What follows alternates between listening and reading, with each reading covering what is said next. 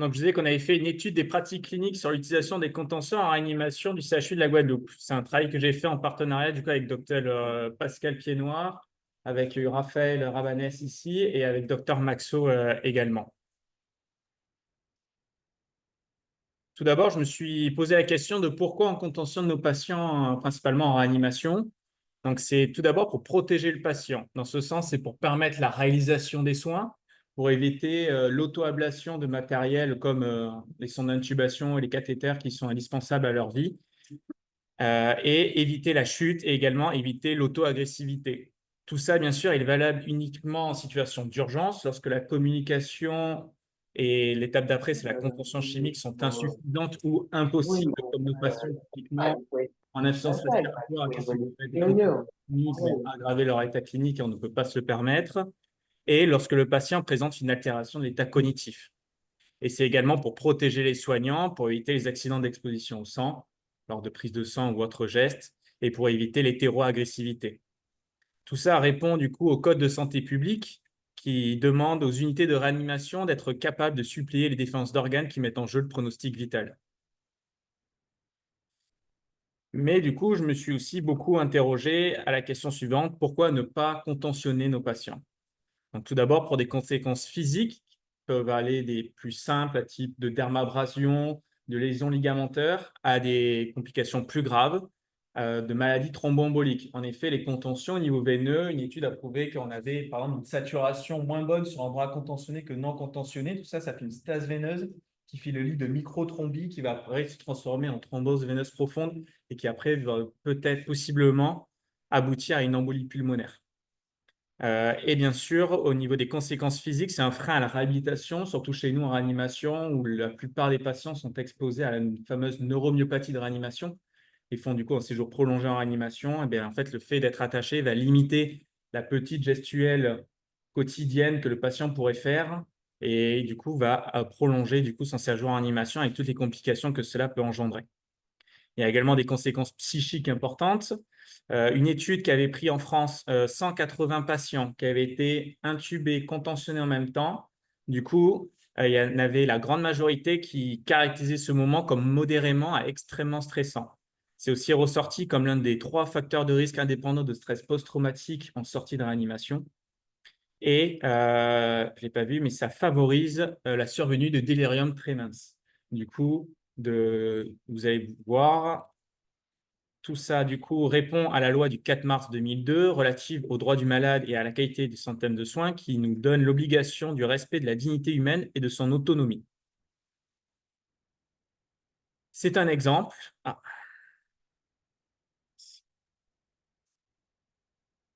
petit problème de... Je vais donner cet exemple du coup que du coup Raphaël avait récupéré auprès d'une patiente qui a été hospitalisée en hibiscus pour une pneumonie à grippe. Elle raconte, au départ, ce que j'ai vu, j'étais dans un endroit où je vais vivre avec les pieds et les mains attachés.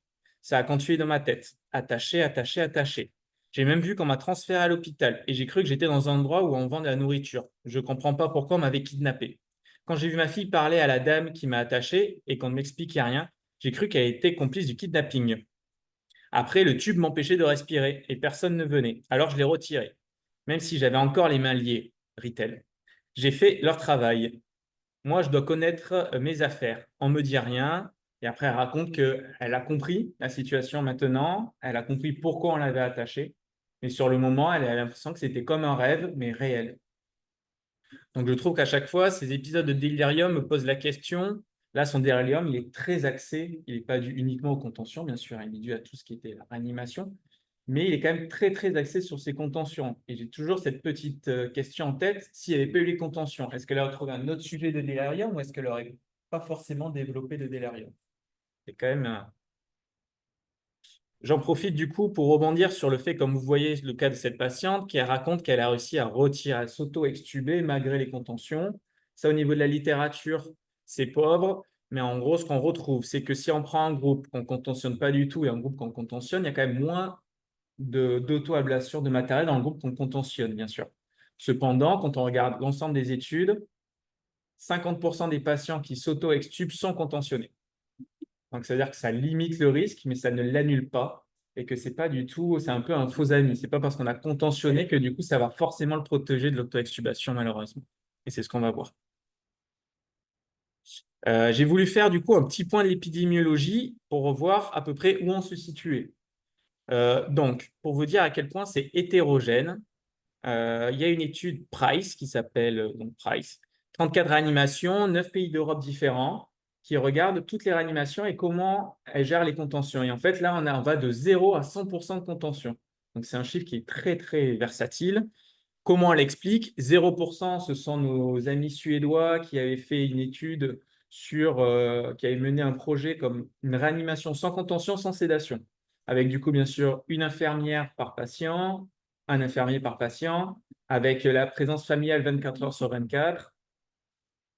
Tout ça, donc c'est ce qu'on va voir. Et 100%, à quoi c'est dû? Tout dépend de la définition d'une contention. Si on décrète que les barres du lit, les barrières du lit sont une contention, alors en effet, on peut rapidement arriver à 100% de contention.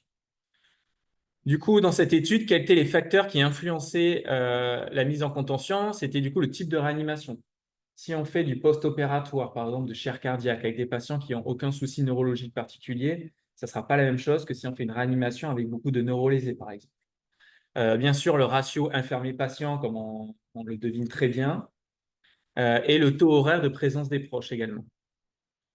La prévalence, après, quand on regarde toutes les autres études, à peu près, si on fait une moyenne, enfin, c'est même pas une moyenne, c'est vraiment toutes, elles vont entre 20 et 35%. Donc, ça comprend les États-Unis, l'Asie et l'Europe. Donc, entre 20 et 35% des patients un jour sont contentionnés. Pourquoi on a voulu réaliser cette étude des pratiques cliniques? Déjà, il y a très peu d'études. Donc déjà, la majorité des études sont en service de gériatrie, de SSR ou de psychiatrie. Donc pas en service de soins intensifs comme nous. Ensuite, le peu d'études qu'il y a au niveau des soins intensifs, vraiment, elles sont faibles, avec des faibles effectifs et plutôt âgées pour la plupart. On n'a pas d'outils à la décision. On n'a pas de critères fixes, on n'a pas de recommandations fixes en disant ce patient, il faut le contentionner, celui-là, il ne faut pas. Et on avait quand même un pressentiment, quand je parle aux équipes, d'une surutilisation des contentions dans la réanimation du CHU de la Guadeloupe. Du coup, on a voulu vérifier ça. Et en plus, il y a eu une certification de 2020 par l'HAS qui définissait comme action prioritaire le respect des libertés individuelles et la prévention de la maltraitance, dans lequel les contentions s'inscrivent largement. Comment on a fait ça?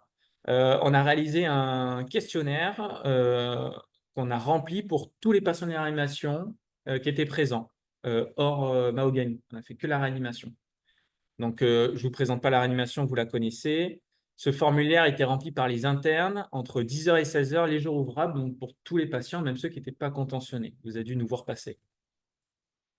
Donc, pour tous les patients, on regardait le score RAS, on regardait quel équipement médical était en place, on regardait la tétraparésie, si elle était présente ou pas. Une tétraparésie, c'était si le patient avait du coup une force moteur inférieure ou égale à 2. C'est-à-dire qu'il pouvait déplacer sur le lit, mais pas lever le bras, ni les jambes. Et après, une fois qu'on avait vu l'utilisation d'une contention, on regardait si cette dernière était prescrite à l'écrit, quel était le matériel de contention utilisé et si c'était associé à une contention chimique. Le soignant a été interrogé sur est-ce qu'il rapportait une communication entre équipe médicale et paramédicale sur cette contention précise. Pour lui, quelle était l'indication? Et donc, ça a coupé en bas, mais on a aussi demandé êtes-vous en accord avec l'utilisation des contentions dans cette situation précise? Ça. Un soignant, c'était n'importe qui. Ça peut être l'aide-soignant, ça peut être le senior, ça peut être l'infirmier, ça peut être l'interne. Donc, vous allez voir, les résultats sont exprimés en observation. Une observation, c'est un formulaire rempli par un patient. Vous comprenez qu'au cours de son séjour, un patient, du coup, peut présenter plusieurs formulaires, plusieurs observations. Ça. Du coup, on a inclus entre février et mars 2024, ça a représenté 14 jours ouvrables et ça a représenté un total de 324 observations. On a trouvé 64 observations sur 324 avec une utilisation des contentions, soit une prévalence de 23,5%. Donc ça, c'est le tableau des résultats. Il est assez indigeste. On va le détailler doucement. On remarque que du coup, quand même, la majorité des patients, 63% des patients contentionnés avaient une ventilation mécanique avec une sonde d'intubation orotrachéale. que la grande majorité, 90%, avaient un équipement lourd de réanimation avec du coup des cathéters, KTA, KTC, KTD. Pareil pour les sondes urinaires. Et qu'il y avait très peu de patients qui avaient seulement une VVP. Donc, on imagine très peu de patients peu graves. Par contre, si on regarde les patients qui présentaient une tétraparésie, donc c'est-à-dire qu'ils n'arrivaient pas à lever le bras, on retrouve qu'il y a quand même 27% des patients avec contention qui présentaient cette tétraparésie. Et en pourcentage, c'est plus important que dans le groupe non contentionné. Et on remarque aussi 3 épisodes quand même, 3 observations qui cumulaient VNI et contention. Alors que pour rappel, la VNI, du coup, il y a une contre-indication à la contention parce que si le patient se met à vomir, déjà, il faut qu'il soit coopérant. Et s'il se met à vomir, il peut du coup inhaler à cause du masque qui est serré. C'est les mêmes résultats présentés avec les pourcentages. Je pense qu'on peut passer. Et ensuite, quand on regarde le score RAS, on regarde quand même au niveau des pourcentages et des chiffres. Les patients les plus contentionnés, c'était les patients qui avaient un RAS -5 et un RAS 0.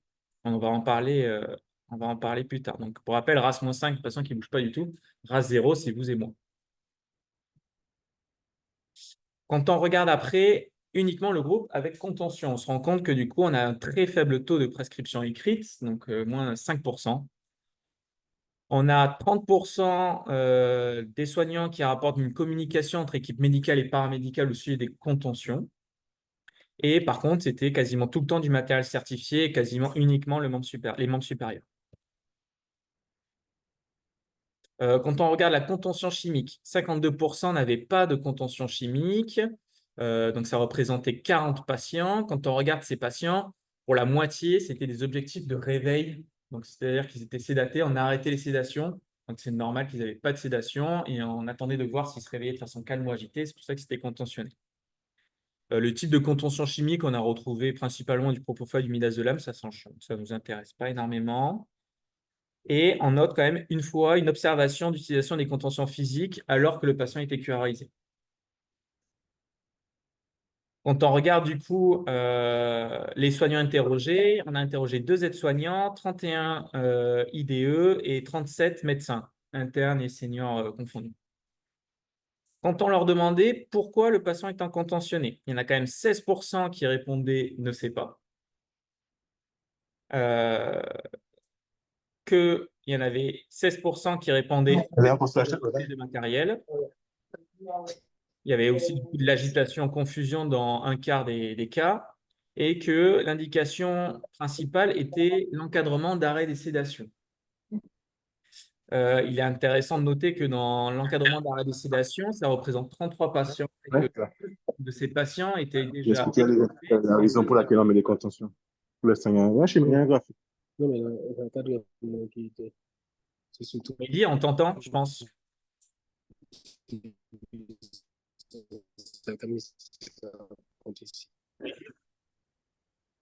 Ah, excusez-moi.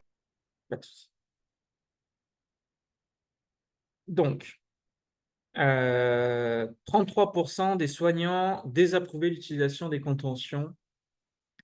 Une grande majorité faisait partie de l'équipe médicale, 80%. Et 100% des soignants qui étaient en désaccord avec l'utilisation ne savaient pas pourquoi ils étaient là. Et 44% des désaccords concernaient les patients avec une tétraparésie. Du coup, dans cette étude des pratiques cliniques des contentions de la réanimation du CHU de la Guadeloupe, on retrouve une prévalence de 23,5% qui s'inscrit dans des chiffres, on va dire, équivalents à nos voisins. Et je pense qu'il ne faut pas s'en satisfaire. Et l'objectif de toute réanimation, c'est d'essayer de diminuer ces chiffres, bien sûr. Et c'est déjà quand même une première bonne chose. Ensuite, j'aimerais insister sur les prescriptions. Du coup, on a un très faible taux de prescription médicale écrite. Je pense que du coup, le fait de réaliser ces prescriptions, ça permettrait déjà de répondre à l'obligation du Code de santé publique qui dit que les contentions doivent être mises sous prescription médicale. On va détailler après, bien sûr, ce n'est pas quelque chose. Vous êtes au lit du patient, vous sentez une nécessité de contentionner, vous contentionnez bien évidemment, mais après, derrière, on en discute, on en parle, on régularise avec la prescription. Ça permettrait du coup en plus un accompagnement médical officiel pour vous qui mettez en place du coup ces contentions et la surveillance. Et du coup, ça permettrait en partie de partager cette charge mentale qui est de quand même de contentionner un patient et qui n'est pas non plus quelque chose de banal et qu'il faut sous-estimer. Et ça permettrait, je pense, ce moment de prescription, un moment de communication entre équipe médicale et paramédicale. Ce moment de communication, il aurait pour but d'éviter les cas abusifs, donc par exemple, les patients curarisés, les patients sous VLU. Il permettrait en fait que tous les acteurs de soins soient au courant des contentions. D'être au courant de pourquoi la contentionner, ça va permettre de le remettre en question quotidiennement et du coup de pouvoir les retirer quand il n'y a plus cette indication-là. Et ça vaut pour tout le monde. Ça vaut pour les médecins, ça vaut pour les infirmiers. En fait, malheureusement, on n'a pas fait de suivi. On a l'impression qu'il y a beaucoup de patients qui étaient contentionnés et qu'en fait, qui le restaient au fil des jours. Et je pense que c'est comme ça qu'on peut expliquer tous ces patients à zéro qui étaient encore contentionnés. Ces patients RAS 0, je pense que la veille ou l'avant-veille, ils n'étaient pas RAS 0 et c'est pour ça qu'ils étaient contentionnés. Comme ces patients qui étaient les 9 sur 33, qui étaient contentionnés pour encadrement d'arrêt des sédations alors qu'ils étaient extubés RAS 0. Donc, il n'y avait plus besoin de contention à ce moment-là. Et ça vaut aussi pour les patients RAS-5. Tous ces patients qui sont parfaitement sédatés et qui ne bougent plus, ces patients-là, initialement, ils devaient être agités. C'est pour ça qu'on les avait sédatés, on ne savait pas comment ils allaient répondre. Quand on voit qu'ils sont RAS-5, de savoir que c'est pour ça qu'on les a contentionnés, ça permet du coup de réévaluer et de rediscuter ça. S'il fallait critiquer cette étude, bien sûr, c'est assez facile parce que c'est une étude des pratiques cliniques à une échelle uniquement locale et c'était purement observationnel. On aimerait faire ça du coup de façon prospective avec un suivi des patients et du coup de voir combien de temps le patient est contentionné à partir du moment où on pose l'indication et combien de temps cette indication est valable et combien de temps il est vraiment contentionné. Je pense qu'aussi on pourrait voir l'influence entre contention et délirium de réanimation, ça serait intéressant, et de voir si vraiment la contention protège efficacement de l'auto-extubation et à quel point en fait nos patients s'auto-extubent malgré les contentions. Et bien sûr, on peut aussi refaire cette étude de façon prospective avec une première phase observationnelle, une phase de sensibilisation et d'information de toute l'équipe soignante, puis une nouvelle phase, une nouvelle étude observationnelle pour voir si le taux de contention a diminué. Et in fine, ce qu'on veut vraiment, c'est diminuer en fait les embolies pulmonaires, c'est diminuer le traumatisme des patients à la sortie de la réanimation, bien sûr. Les perspectives, donc il y a R2D2 qui est en train d'être réalisé dans beaucoup de CHU en France. C'est une étude prospective randomisée multicentrique avec du station de contention très restrictif. C'est-à-dire que là, on ne réfléchit plus. Si le patient il a un RAS supérieur à 2, on peut le contentionner. Mais si il est RAS 1, RAS-2, RAS-3, RAS-4, on ne peut pas le contentionner. RAS 0, RAS-5 non plus. Donc c'est assez drastique. Donc, c'est une approche assez radicale et on va voir ce que ça donne.